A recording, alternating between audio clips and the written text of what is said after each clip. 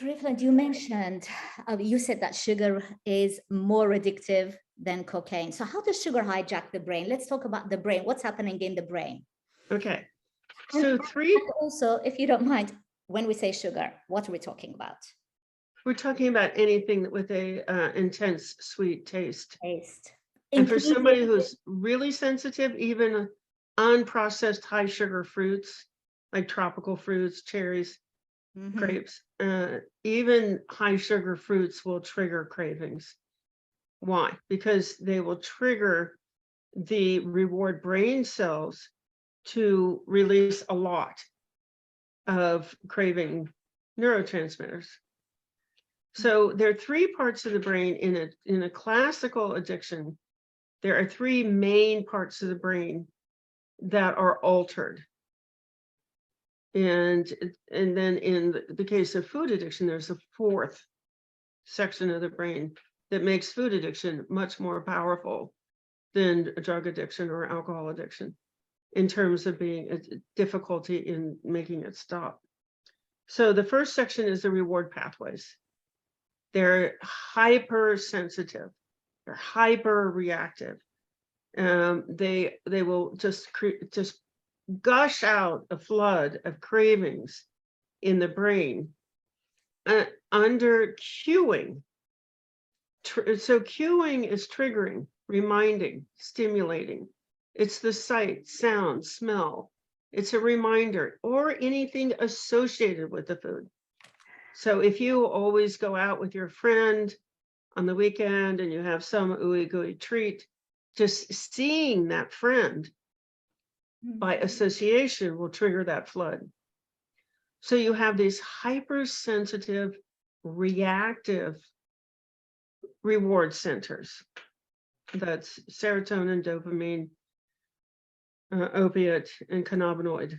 They're distinct centers, and because there's so many different substances, there's sugar, there's flour, there's gluten, there's excessive salt, there's dairy, there's excessive fats, there's caffeine, and there are food additives.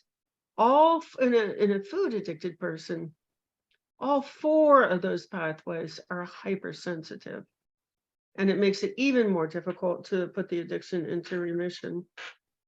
So that's one part of the brain. You have a hyperactive, a hypersensitive reward centers. Now, when the brain is so beautifully engineered, when you get that euphoria, the body goes into alarm. It says, whether you're an evolutionist or a creationist, this is the same in both fields of thought, is you're not safe.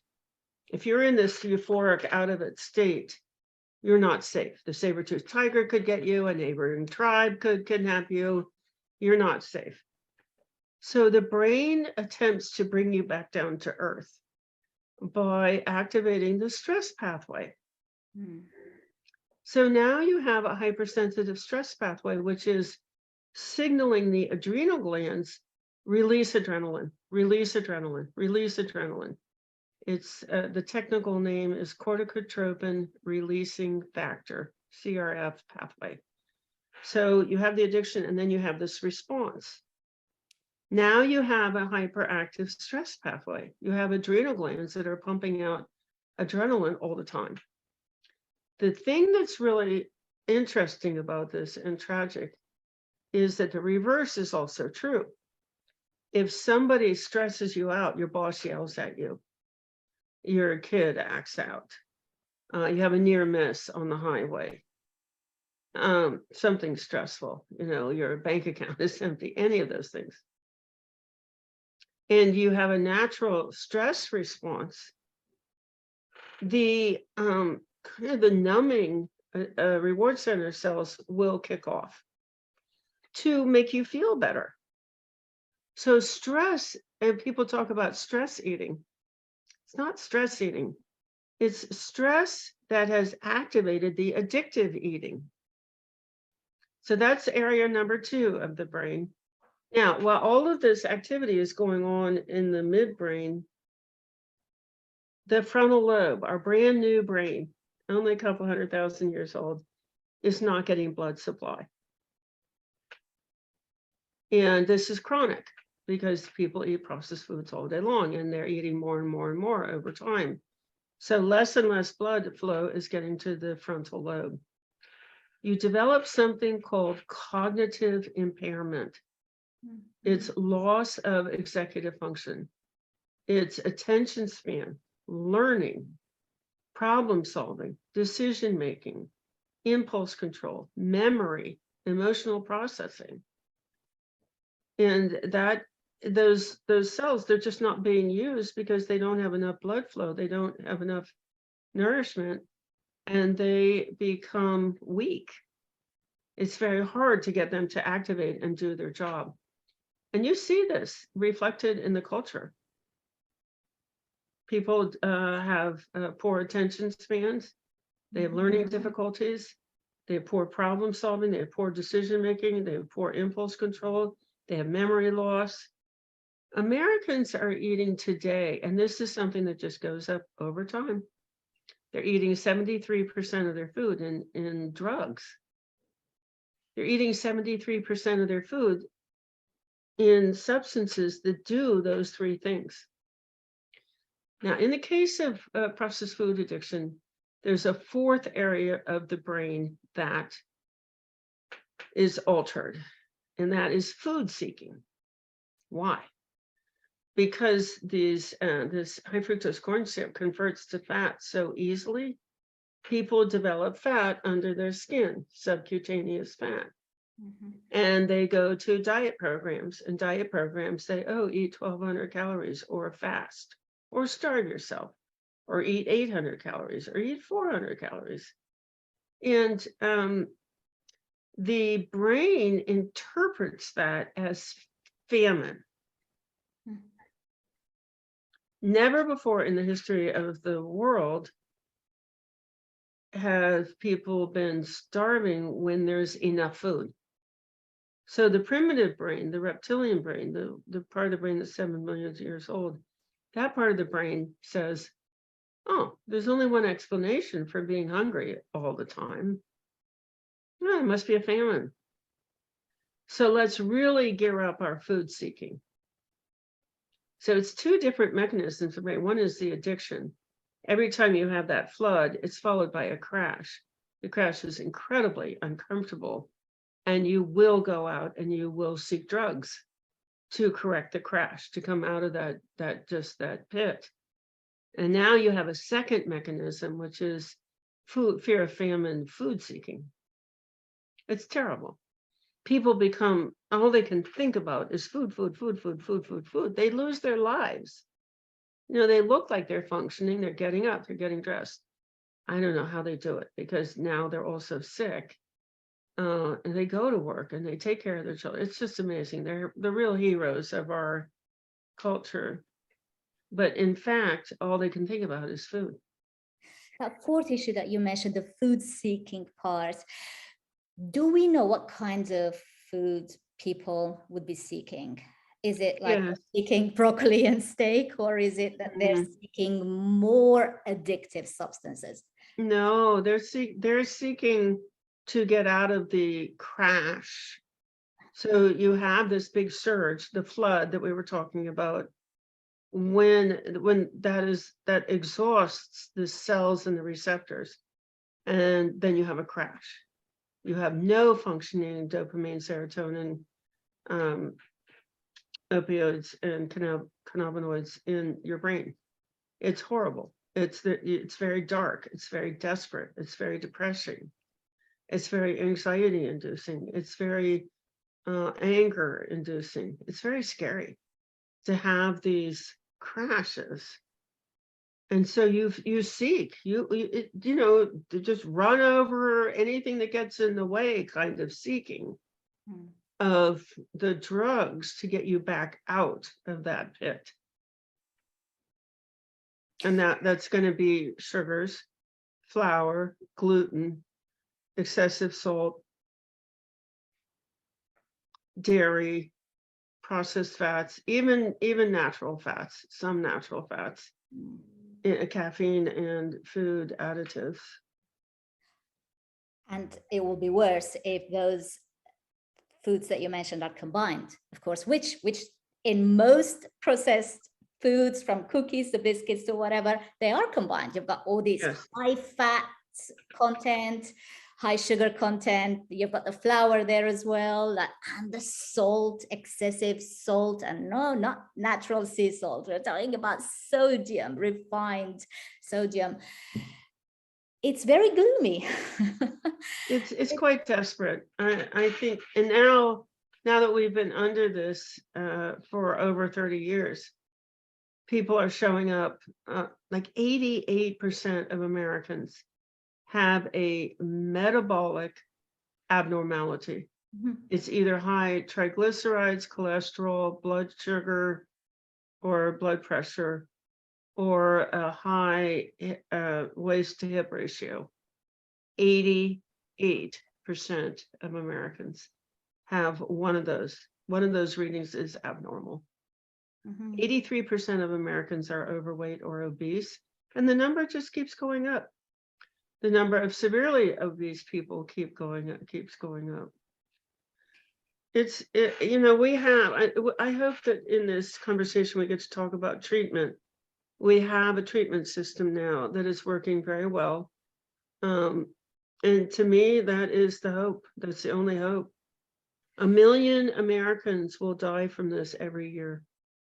That's twice the rate of COVID. But you don't see the, you don't see the newspaper screaming about it. No, and it may not be that the addiction was the direct cause of death, but that addictive behavior would definitely lead to numerous chronic diseases, including diabetes, of course. I can't imagine what it would do to my type 1 diabetes, for example. I mean, what you mentioned, that constant carb seeking it would ruin me. I mean, I would probably die of heart attack, which actually diabetics do. I mean, diabetics end up with either heart disease or some other form of stroke or dementia. Now, cognitive impairment is another one you mentioned. We usually associate it with elderly people. Yeah. But we're seeing it with younger people now, right? Yes. It's also, the other factor here is that processed foods are inflammatory. They inflame every cell in the body. They make it very hard for cells to work. Because the high quantity of sugar and fat going into the body, the cell is being inundated, just flooded with sugar and fat energy. It can't process it quickly enough. And so literally, like trash is building up inside the cell. Now, in the case of diabetes, I was just reading a research about this interesting fact. This finding is that it is a combination of sugar and fat. And what happens is the pancreas gets invaded layered by fat. So you have fatty pancreas from the sugar, and then the liver is getting non-alcoholic fatty liver from the fat. So you have a key gland, a key organ that can no longer function, and as they're failing, they're aggravating each other. So non-alcoholic fatty liver is actually related to diabetes. But here's the cool thing. This study created these conditions by giving rats a high sugar, high fat diet. And then they were able to put the condition into full remission by removing that diet and putting in healthy chow. So this is a drum that I would really like to beat, which is when your doctor, your health professional tells you that something is not curable, that is not true. They don't know how to cure it. They've been told it's not curable. There's not a pharmaceutical that's going to put it into remission, but it's entirely possible to put it into remission. But you have to understand how the brain works and how to protect the brain while it, I use the word altered. The brain is altered by these drug addiction programs that the processed food industry has put on. You can alter it right back. You can alter that brain right back to normal functioning. You need a surround environment, and that's really the breakthrough in the treatment, is you need to block out the messaging from the culture, from our very, very sick culture. And you need to replace it with healthy messaging. The brain works by taking in messages, storing them, and then acting on them, mostly copying other people's behavior. So when you talked to her, as we were starting, about, oh, is it just that everybody's doing it? It is exactly because everybody's doing it. Because the greatest force in the brain is the drive to belong, the drive to fit in. Because again, whether you're creationist or evolutionist, you had to belong to a group of people in order to get food, water, shelter, protect your children, and get protection from predators. Whether you were a tribe in Israel and you're a creationist, you had to be in that tribe in order to get protection from neighboring tribes, from wild animals. Whether if you're an evolutionist, you had to be in a group of people who could coordinate, looking for shelter, looking for food, protecting children, looking for water, and protecting against animals. So Maslow's hierarchy is not quite right. It's not food, water, shelter is not the bottom line. It's people who can find the food, water, shelter. So the highest, most reliable, functioning until your dying breath cells in the brain are called mirror neurons.